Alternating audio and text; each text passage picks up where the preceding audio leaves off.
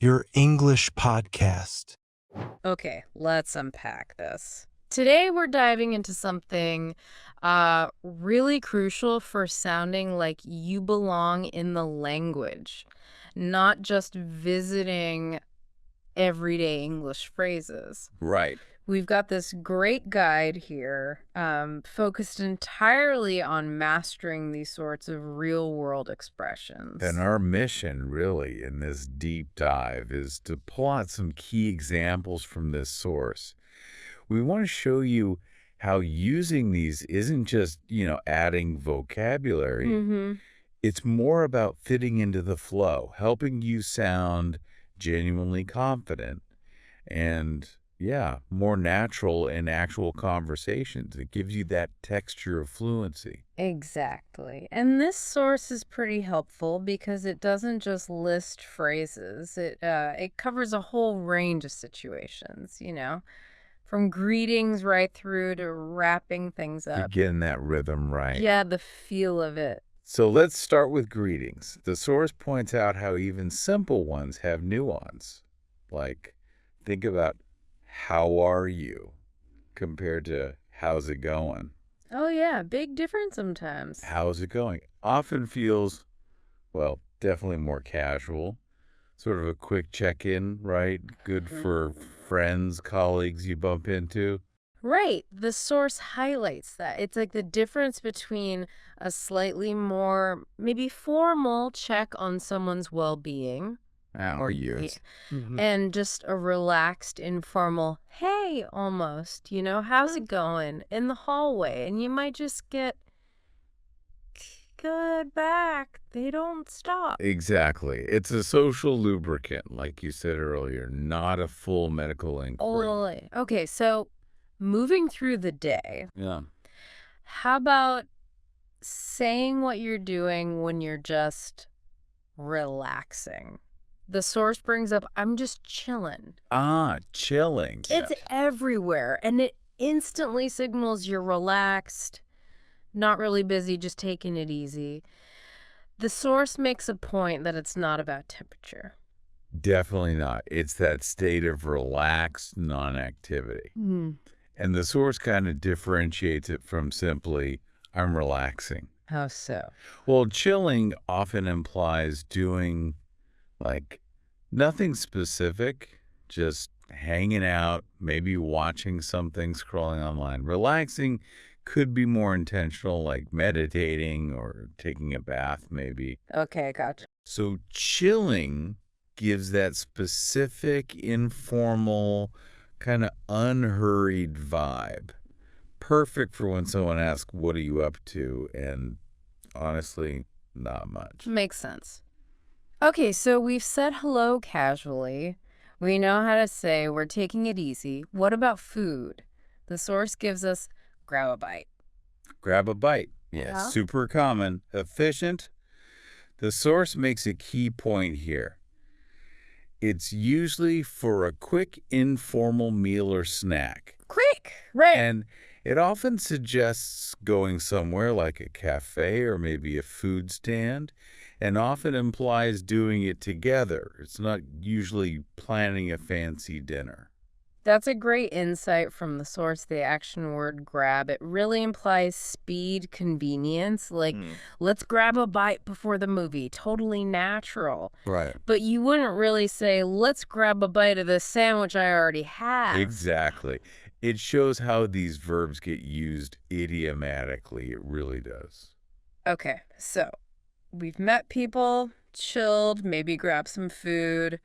How does the source suggest we signal it's time to finish up? Let's wrap it up. That's a classic. Gold, yeah. For finishing anything, really. Yeah. Conversations, meetings, study groups. The source explains it's like a polite but pretty clear way to say, okay, we're nearing the end now. Right. You hear it at work a lot. Okay, that covers the main points. Let's wrap up the meeting. Or even with friends. Great seeing you, but I should probably head out. Let's wrap it up. Smooth transition. Definitely smooth. And if you want to keep that connection going after wrapping up, the source suggests stay in touch. Stay in touch. Simple, effective. The source kind of positions this as the default phrase for wanting future contact, Yeah. personal or professional. Yeah, It's that little bridge to keep the connection open. it really is. Feels warmer than just goodbye, doesn't it? Leaves the door open a crack. The source also touches on phrases for being prepared for possibilities like just in case. Oh, just in case. Yeah, that reflects a very common sort of planning ahead mindset. The source probably gives examples Like take an umbrella just in case it rains. exactly, or save a copy just in case the file gets corrupted. It's all about thinking ahead, anticipating potential issues or needs. Adds that layer of prudence to what you're saying, explains the why behind an action. Right. And finally, the source includes a really important one about perseverance, which is, let's face it, vital for language learning too. See See it, through. see it through. Yeah, man, it's sticking with something until it's totally finished, especially if it gets tough. Hmm. The source uses it right in that context of challenges, like this project is difficult, but we need to see it through. Or for learning, it takes time. You've got to see it through. That's powerful. It's about grit, determination, sticking with it when things get hard or you feel kind of stuck. Exactly. And the source connects this idea to consistency being key for progress. You have to see the process through. So we've just sort of skimmed the surface here, looking at this source material on phrases like, how's it going? I'm just chilling, grab a bite. Uh-huh. Let's wrap it up. Stay in touch. Just in case, and see it through. And as this guide really emphasizes, using these kinds of natural idiomatic expressions is what helps you sound less like you're, reading from a script in your head.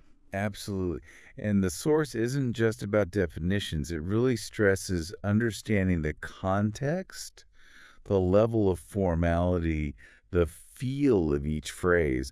That's the crucial part, getting that conversational texture. Definitely. So pay attention when you hear people talking. You'll probably start noticing these everywhere now that you're listening for them. Yeah, you will. And maybe here's a final thought, kind of building on the source's idea of see it through.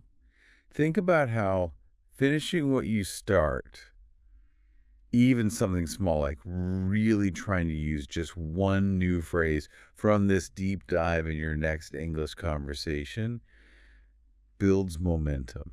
It's about seeing the whole learning process through, one step, one phrase at a time, isn't it? Towards that bigger goal of fluency.